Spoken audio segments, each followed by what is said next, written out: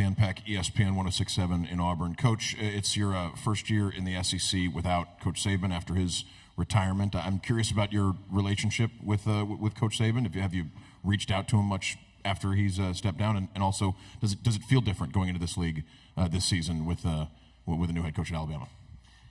No, I have a great relationship with Coach Saban, and as I referenced in the big room, I pay so much respect and so much, just credit to what I learned, because people forget that it wasn't the 9 years at Alabama. It was the 1 year at LSU and the 1 year at the Dolphins. So to have 11 years to work for what is the GOAT. He is the greatest of all time, in my opinion, and it's not really close because of the time in which he did it. It was a lot of, what's the right word? It was a very competitive environment. It was not like a single team dominance, and he dominated for a long time. So we have a great relationship. Obviously, we communicate more now than we did in the past as we were competitors, but there's always been a mutual respect and a lot of appreciation, and probably more now seeing him, at the ESPYs and seeing him on TV and seeing the things he's doing to give back and be the torchbearer. I just have a lot of respect for him. Left side, third row. Coach Darryl Dapprich with the Locked On Network. Kind of give us a little insight as to the process on how maybe a homecoming opponent is selected. Obviously, there's been a little bit of a firestorm with Auburn, the deepest, oldest South's rivalry being your homecoming opponent from the Auburn side. Kind of wanted to get a little bit of a peel back the curtain on how that process and how you choose your homecoming opponents. I have no idea what you're talking about. I get the schedule just like everybody does. And, other than, your non-conference games, you have to go try to schedule those out 10 years in advance, which is an impossible hurdle. But I had no idea that was even the case. So when you say peel back the curtain, I have no idea how that's selected or what goes into it. Right side on the end. Hey, Coach. Michael Bronner, WNSP in Mobile. The AJC report said that there were 24 driving-related arrests and incidents surrounding Georgia football since that January 2023 tragedy. Why does this keep happening, and what are you specifically doing to address it? Yeah, I think the number one thing is disappointed. Anytime you have a situation like that, you want your kids, your players, to make better decisions. And I always say you can't be outcome related, and I'm very disappointed in the outcomes, but I am very pleased with our process we've put in terms of education, driver safety, requiring defensive driving, education, talking about it, having leaders stand up and talk about it, bringing speakers in and talk about it, suspending players, dismissing players, which we've done. I don't know to this point any coach in college football that suspended a player for a driving citation. We have. And we've also dismissed players based on driving citations. Nobody's done that. So hopefully they get the idea and the information, but we have a really good locker room, and I feel really good about that. I love the players we have. I love the locker room we have. We have good kids. We got 45 kids yesterday battling breast cancer golf tournament to raise money. So we got kids that go to Camp Sunshine, the entire team. They do a lot of good things, but not representative of what we want when they make mistakes like that. Left side, fourth row. Hey, Coach. Ben Bobick, Local 3 News in Chattanooga. Cole Spear is someone that's been in your program for a few years. When Malachi was in here, he sort of perked up when I brought him up, just how much of a leader he's grown into. And he talked about how excited he is to see the role he's going to step into for the team this year. Have you seen him grown into that leader, and what is that role maybe this year that you foresee him stepping into? He's just such a hard worker. Everybody loves Cole. He's first of all, he's tough. He's physical. He plays on special teams. He might not be the most dominant wideout. He's not a guy that's just going to win off the line every time, but he gives you great work ethic day in and day out. He holds the standard high in that room. He started contributing more and more on special teams last year. He's been able to stay healthy. He's had some hamstring issues. He's a really fast guy, and that's his weapon on special teams is his speed. But I love working with Cole. He's another great example of, we talk about our locker room. I love our locker room. I love the culture we have of our kids, and he's indicative of that. Right side, front row, and then pass the mic to the aisle, please. Coach, Steve Moulton, WZZN in Huntsville, Alabama. Coming out of spring, what do you like most about this team in particular, and what's your biggest question heading into the fall? I don't know, Steve. Coming out of spring, I loved the practice environment, the competitive nature between the offense and defense, the battles we had on the field. Like the practices were very spirited, it seemed like, and I enjoy that. I think when you have good spirited practices, they get more out of them, and it doesn't feel like this mundane, boring work. So I really like that. As far as areas we got to work on, I mean, the depth of the defensive line, I don't think anybody in the country will tell you they got enough depth. I don't think we have enough depth.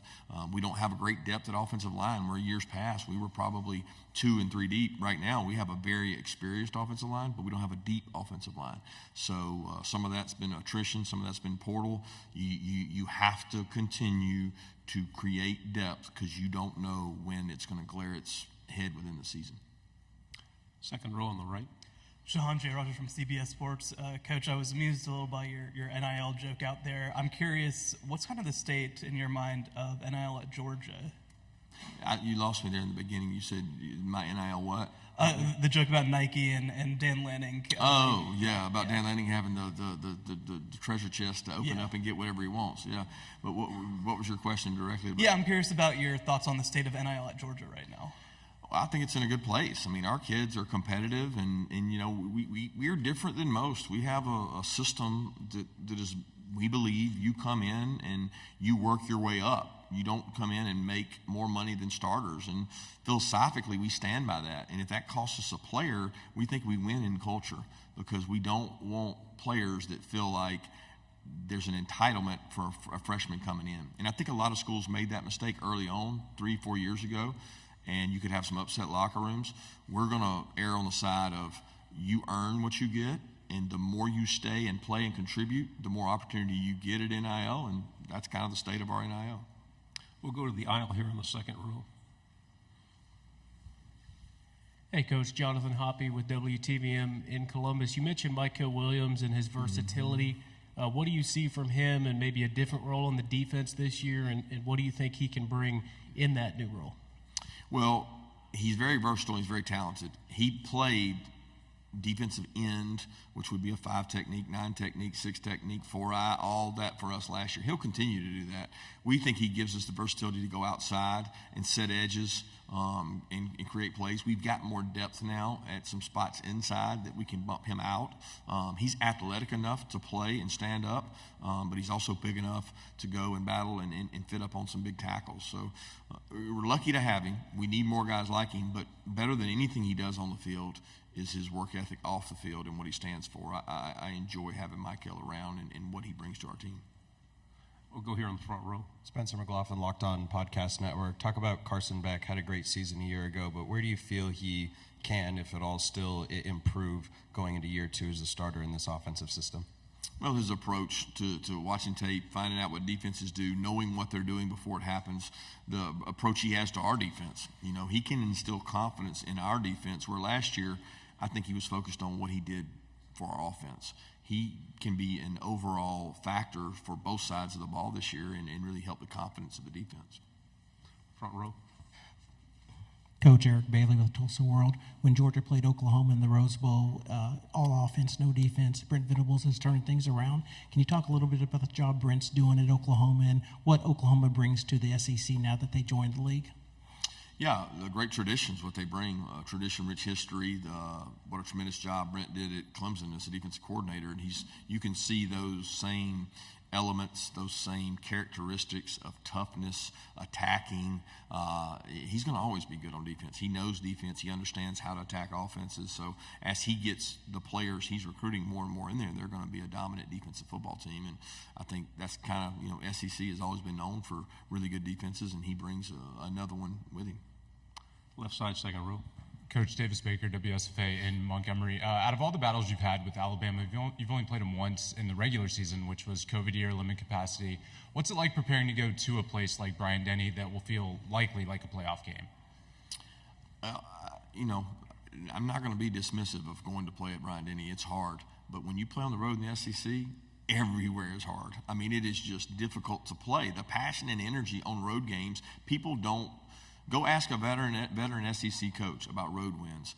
there are only good wins. There are no bad wins. And it's not any different when you go to Tuscaloosa. It's a hard place to play. The passion, the energy, the players on the field, they're all good. And that's a challenge that we kind of embrace that. We love that. We like going on the road. We like being the one against the many. And I think you have to embrace it. Right side, third row. Hey, Kirby, Brett McMurphy with Action Network. When you were at Alabama, Nick took some chances on bringing in some assistant coaches that had had some issues in the past. I talked to Lane about it, obviously Sark. Now that he's gone, do you see any current head coaches that will kind of fill that role and maybe bring people in to give them a chance, try to give them a second chance to kind of revitalize their career like Nick did? Yeah, I don't know specifically that I can say somebody that would do that, but I think every coach, deserves that opportunity. I mean, we're human. We make mistakes. Things happen. I mean, people get second chances all the time in most professions. So I certainly am glad that Nick did, because it started my relationship with Lane, who I have immense respect for and enjoyed getting to know, and have even enjoyed more. Our relationship has grown since the time we spent at Alabama together. So I think it's a good thing, and I think Nick started it. To say who's going to carry that torch or carry that banner, I don't know that. Left side on the aisle. Coach, Carter Yates with Dave Campbell's Texas Football. Now that there's a second Texas university in the SEC, does that change the geography of your recruiting process at all? No. I mean, we've recruited Texas for a long time. Texas is great high school football. We've had a lot of starters that have come to play for us from Texas. Obviously, Texas and Texas A&M can't sign all the good football players in this state. They're going to go to other places. So it's geographically, it's bigger than the entire SEC. The size of it is just humongous. So we're going to continue to recruit it, regardless of 2, 3, 4 teams in the league. We only have time for 2 more questions. We go on the right side on the aisle. Coach Billy Jones, George Plaster Show, Nashville, Tennessee. I'm curious, London Humphreys, you guys had him from Vanderbilt through the portal. Was he a guy you guys ID'd at the high school level, or just something that you guys kind of saw as you were scouting Vanderbilt and in that game last year that you thought he could be a contributor? Talk about maybe how you found him and what you think he'll add to the team next year. Yeah, excited about what he can do for us. Wonderful family, 2 athletes as parents. And once he went in the portal, it was an area that we needed some help in. We were losing a lot of wideouts, senior-laden group, and he provides depth at that position, and he's a really good football player and an excellent person, and we're excited to have him. Final question over here on the left. Hey, Kirby, Zach Klein, Channel 2 in Atlanta. With the iPads now being allowed during games, how will you take advantage of that? Could it be information overload, and what do you hope to get out of that new technology allowed on game days? Yeah, I think quicker feedback to the players. Visually, they see things better than when you draw them up. So I don't know that it'll be as big an asset for coaches as it will be for players. We tend to get good information from up top, our guys that are up top watching it, but getting to show that information to players will be critical. I think the implementation of that is really critical for us as coaches, because coaches are not always technologically savvy, and we've got to really practice that to be good at it. A lot of times our players are better at doing those things than us, so the implementation of that will be critical. Coach, thank you very much.